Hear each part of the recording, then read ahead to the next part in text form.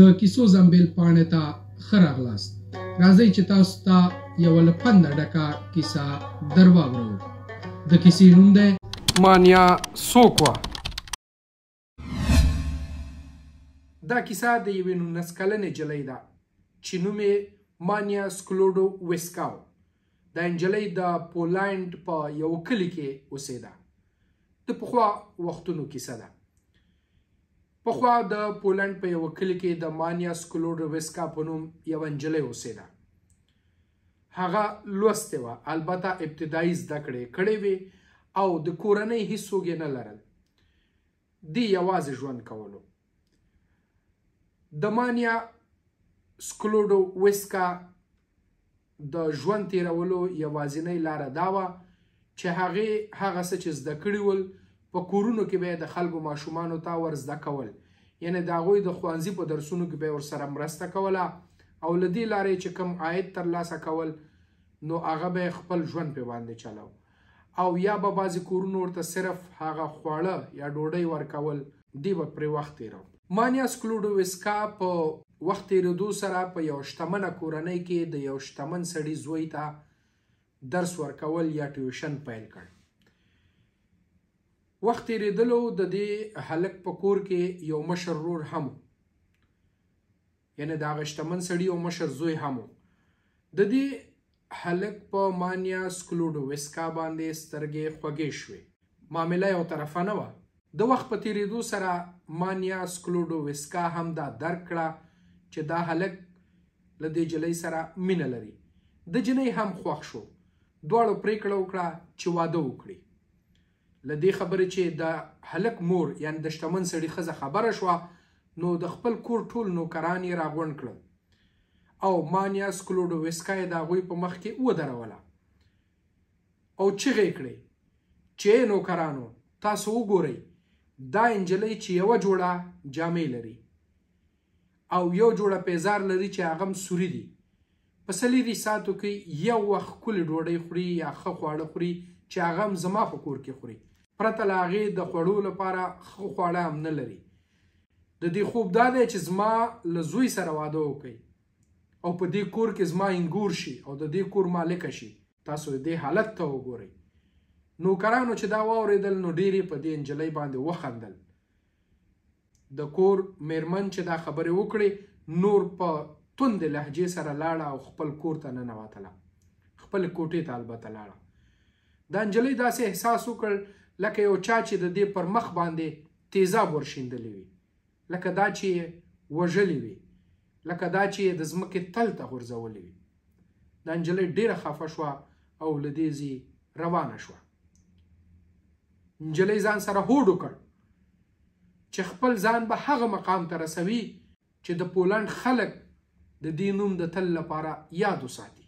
او د دې هوډ پوره کولو لپاره نجلۍ له پولنډ څخه د پاریس پر لور ولاړله. هلته یې په یو پوهنتون کې د فزیک په برخه کې داخله واخیسته. د پوهنتون لګښت او د اوسېدنې لګښت یې ډېر زیات و، نو د دې لپاره دې ولږې تېرولې. دا په داسې یو کوټه کې اوسېدله چې هلته برېښنا او ګاز موجود نه و. د پاریس په سوړ موسم کې به دې درس ویلې او دې به بدون له اور او بدون له برېښنا او بدون له ګازو ژوند کولو. کله کله چې به ډېرې یخنۍ پسې راواخیسته نو خپل کتابونه به یې پر ځان باندې اچول تر څو لږه توده شي. په 4 ساعته کې به دې یو وار هغه هم ضعیفه خواړه خوړل. دې په خپله لیکلي چې ما په کوچو او چایو ګزاره کوله، وچه ډوډۍ به مې خوړله له کوچو سره او دا زما همیشني خواړه و. په دې سختیو سره دې نجلۍ 15 کاله په دې پوهنتون کې تیر کړل او خپل زده کړې بشپړې کړې. په دې 15 کلونو کې د پایرل په نوم باندې یو هلک سره د نجلۍ مینه وکوله او واده یې وکړ. هغه هلک هم ډېر غریب و. دا چې پایرل هم ډېر غریب و نو دوی دواړو صرف یو بایسکل درلوده چې د اوسېدنې له ځای نه به پوهنتون ته په هغه بایسکل باندې تلل. نور دوی سره د شتمنۍ له لحاظه هیڅ هم نه و. پایرل یو ساینسپوه هوښیار هلک و او له خپلې مېرمنې څخه یې تل ملاتړ کوو.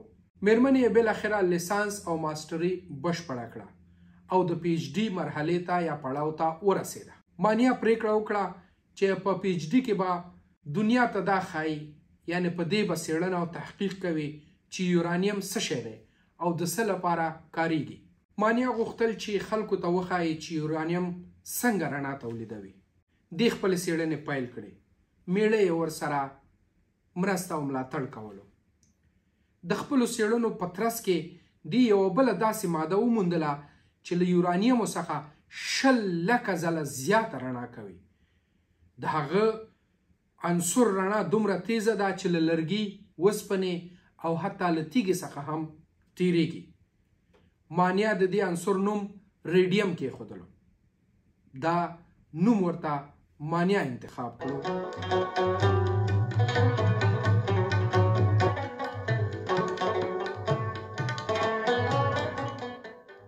د ریډیم موندل په نړۍ کې یوه ستره لاسته راوړنه وه.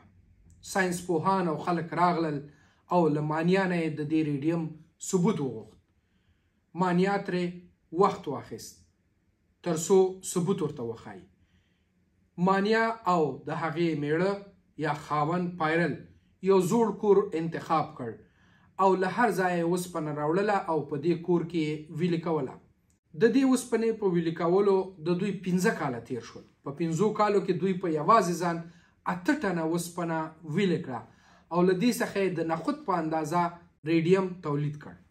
د دې 15 کالو شپه ورځ زیار په بهیر کې مانیا د ګازو د زهرو له امله ناروغه شوه. د هغې سږي له منځه ولاړل، خو بیا هم خپلې هلې ځلې مانیا ونه درولې. او دا چې مانیا 15 کاله وروسته د نخود په اندازه ریډیم تولید کړل، نو دا هغه ریډیم دی چې نن د سرطان په درملنه کې ترې ګټه پورته کیږي.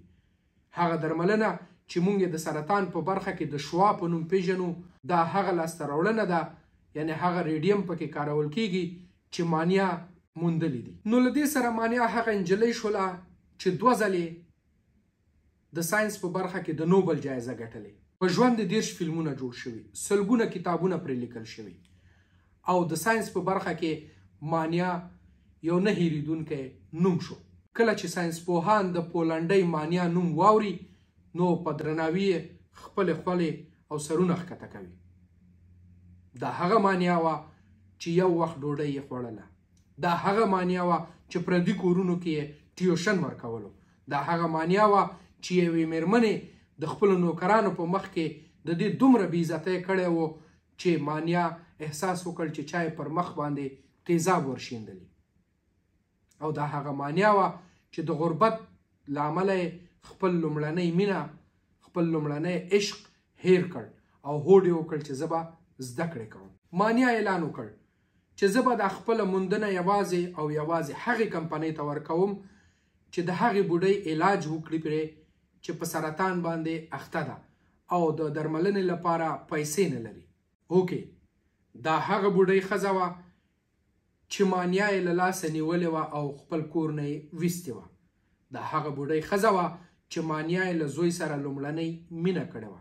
او دا هغه بوډۍ ښځه وه چې مانیا یې بې عزته کړې وه. نن په سرطان اخته وه او د علاج او درملنې لپاره یې نه پیسې وې او نه هم چا د دې مفته یا وړیا علاج کولو. مانیا خپله موندنه هغې کمپنۍ ته ور وبخله، کومې کمپنۍ چې د دې بوډۍ ښځې درملنه وکړه.